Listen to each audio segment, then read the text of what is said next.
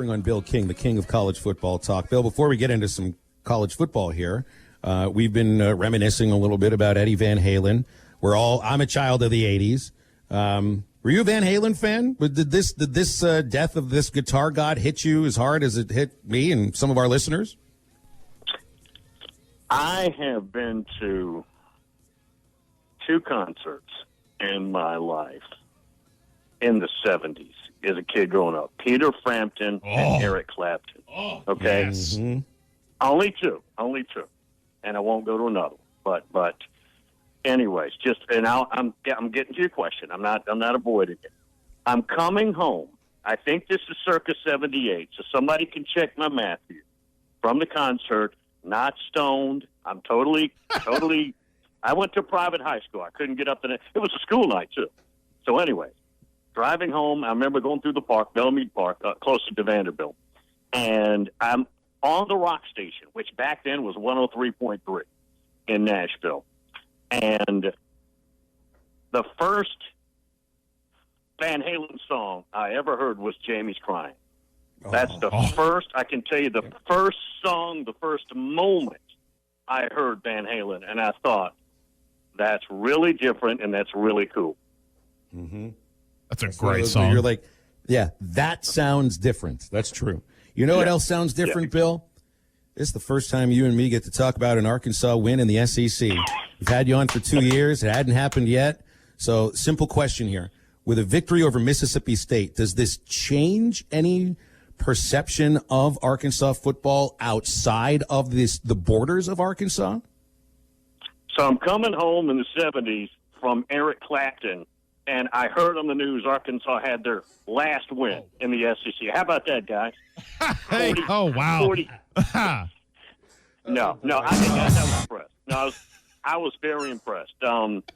More stable along the lines of scrimmage than I anticipated. And you guys brought this up to me early when the hire was made.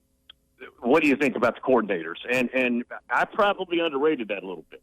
That's obviously, we all know Coach Odom. Barry Odom's a very good coordinator on defense. He's got a history of that, and Briles is a Briles. And regardless of what people think about the name, those are brilliant offensive minds. And I did not think they would go into Starkville and win that game. I was pleasantly surprised and happy for all the fans who've been suffering. And we've been talking about this Auburn matchup on Saturday, and the more I read about Auburn and the issues they're having right now, and they can't figure out how they want to align the offensive line, and KJ Britt may not be in Saturday's game. Has Bo Nix really taken the step forward they're expecting? I don't know if a week ago I would have given Arkansas a shot. Right now, I do. Do you think that Auburn needs to be put on notice after getting completely physically dominated by, admittedly, a really physical team, but now coming against an Arkansas team that did hold their own with Georgia, maybe even better than Auburn did? I'm with you. I'm trying to be cautious here because I know you can open up the trap door and there's a big monster standing there waiting on you, right? But I think this game's more of a game than. Now, I looked early, and the number was around 17, the spread. Is it still in that area? Down today? To 14 or 13.5, depending on the house you're looking at. Getting bet down. Okay, so the public is seeing it. Now, you don't necessarily want to be with the public when you're betting, necessarily, but I'm with you. I'm cautiously thinking this is a better game than somebody just taking the most recent 5-year block of history and applying it to Saturday. Speaking to Bill King here on Halftime, Bill, let's jump around the SEC and maybe a little bit of outside the SEC. Just get your thoughts on some of the other teams. I think the matchup that I really took a lot from, and I boldly predicted that Alabama was going to shut out Texas A&M. That didn't happen, but Alabama utterly dominated Texas A&M. And I think now you're kind of having the same conversation, same questions being brought up, that Texas A&M was probably a little bit more overrated and overvalued than what we gave them credit for. What's your thoughts on Texas A&M right now, just kind of where they stand? We'll see this Saturday. They get the Gators. I think they probably play well. Don't know if that's good enough to win, but I think Gators probably ought to plan on getting their best punch. They're at here's item number one, guys. they're at a come-to-Jesus moment with Kellen Mond. I mean, they've tons of years playing and tons of inconsistency. Runs hot and cold, and he is not playing all that well right now.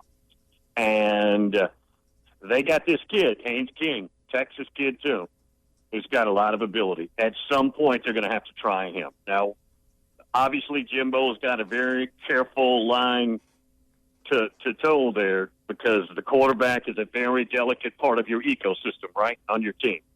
But at some point, either he plays to a winning level and helps you, and that's not happening right now consistently, or you've got to forget it. And remember, this is well, it doesn't have to be his last year because this is a freebie for everybody. He's been there a long time, though, guys. And that's the number one item. The other thing is they got hurt pretty bad with the schedule being SEC only, as we know.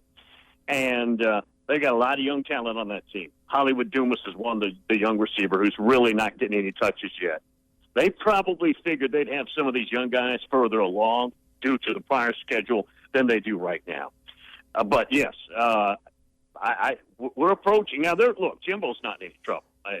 But they're a very delicate team right now that could go either way, crash either way. When you look at kind of the games, and particularly in the SEC, and that's what this next question I'll ask you. So Arkansas obviously have it at Auburn. You talked about A&M playing Florida this weekend. Mississippi State goes to Kentucky. LSU taking on Missouri. And I kind of just stage it this way because I think it's all, and it's easily assumed, Alabama's the best team in the SEC West. Who do you think the second best team is? Because to me, it seems pretty wide open right now as far as who is that second best team. I feel like a lot of people might have said Texas A&M preseason. Now, obviously, not so much. Who would you say is probably the second best team in the SEC West? Boy. I'm going to jump in and I'm going to say I don't think there is a second best. I think there's a bunch of third and fourth best teams. I mean, it could be LSU. Now, they came into Vanderbilt and dominated. I know we don't – at LSU we don't hold parades for that, but – I'd say personnel-wise, it's probably them. Whether the schedule allows that to be the truth, but there is no clear-cut number two like maybe we thought. Like you said, we thought maybe a few weeks prior. I'm also kind of curious, too, when you look outside the SEC and just because, particularly here in Arkansas, we love to see Oklahoma and Texas struggle. I don't think we've ever really expected a year where both of them would really be struggling the way they do, with Texas losing to TCU and obviously Oklahoma falling to Kansas State and then to Iowa State. I'm just curious, what's going on with those two teams right now, and are you shocked by any of that? Shocked with Oklahoma. Oklahoma, guys, has not been playing well on defense for a few years now. It's not a new item, but they've been so elite quarterback-wise most of the time and so extraordinary overall offensively, it didn't matter. As far as just getting into the playoffs or something. They could avoid all that. They could win that kind of game that they're losing now to Kansas State or Iowa State. They'd win that game 51-38 or whatever. Give up a bunch, score more, head to the next game. They're not that good on offense, comparatively speaking. They're good.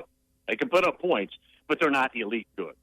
The defense has been a problem since Bob Stoops ran off a very good coordinator to bring in his brother. In essence, ran him off. I mean, it was circumstantial to bring in his brother. They've been fired out of Arizona, and since then, they have been unstable on defense. Last thing I want to touch on here, because you got a really interesting game on CBS on Saturday. And I want to call it the Cade Mays Bowl, because you get Tennessee taking Mays away from Georgia, getting him the waiver, and now he's allowed to play. And it's amazing, you know, when you think about this. Sam Pittman's debut as Arkansas's coach was against his former Georgia Bulldogs. It's the same thing for Cade Mays as he makes his first start on the Tennessee offensive line. I know Tennessee's got a great defense this year. Can they contend? Because people really have been talking about Georgia, Florida in the East. What about the Vols? Their personnel is very close. Even though Florida's had their way in that game, I don't think there's much difference. Matter of fact, Tennessee's offensive line's better than Florida's. Are they a better overall team? Well, they haven't been beating them. But this is Tennessee's best, most stable team in a while. Very fundamentally sound. 4 of the 5 starters on the offensive line are 5-star recruits. and they're not freshmen anymore. Some of those are veterans like Trey Smith, who's a first-round pick at left guard. They're very physical there. I don't think Tennessee would switch their two running backs, Eric Gray and Ty Chandler, for anybody in the SEC. Eric Gray is a fantastic true sophomore who's just getting started. Receiving core is a little inconsistent. Jarrett Garantano, very inconsistent, as we know. And the defense is Jeremy Pruitt's defense. He's one of the best around when it comes to that. Their guy's about a 14.5-point dog. They're going to, first of all, across the South, there's supposed to be bad weather because of the hurricane, even as far up to here and then over to Athens. Maybe inclement weather, guys, and maybe Georgia turns it over a couple times. If that's the case, Tennessee's got a fighting chance. If not, they probably lose 31-21. Mm-hmm. Well, you mentioned the storm, Hurricane Delta. You already had one game moved in the SEC. You got LSU and Mizzou switching over to Columbia. And I wonder if you think that will affect, and it should affect the Tigers some. It has to affect the way they prepare. They weren't traveling. Now they have to travel. I don't know if I give Mizzou much of a chance here, but then again, I don't know if I know too much about LSU to say one way or the other. Quarterback that they put in the Tennessee game when Sean Robinson was ineffective, Connor Bazelak, who's a redshirt freshman, I believe, out of Dayton. He was good. Now, again, we need more data. We need to see more. He's good. He made lots of plays in the face of adversity. And if that is his game, that's more of a threat than we anticipated. It shouldn't matter where LSU plays Missouri. It shouldn't. Yeah. And, look, I know Stingley's just a cornerback. Having him back is a big deal. The quarterback, Miles Brennan, really settled down, played well in game number 2. I know the opponent wasn't much, but still you have to play well. And it shouldn't matter, guys. It shouldn't matter. If they play that thing in Council Bluffs, which is my favorite neutral site location, I don't think that game the outcome should really matter much. Bill, we'll leave it there. Always appreciate your conversation, man. Thanks a lot. You, Bill. Talk next week. Thanks. Thank you, guys. See you. Bill King, if you're interested, you could hear him 6 to 9 every day on Nashville Sports Radio. We got one more segment to do here on halftime, and we wrap it up with Change My Mind. By the way, there is a very cool piece of news coming from the Northwest Arkansas Naturals AA baseball team just down the street here from where I'm sitting. They're going to be hosting, all things getting somewhat back to normal-ish, March 29th next year, an exhibition with the Kansas City Royals at Arvest Ballpark. Wow. Outstanding. That'd be really cool. Those exhibition games against your major league affiliate are always great. It's just so much fun. It's great to see that connection between the big league team and the minor league team. And with the way the minors are changing, to be able to cement that by bringing the big league team in, beautiful. Well done over there, Justin Cole and his staff. We'll come back. Cherry on the top, Change My Mind on this Wednesday.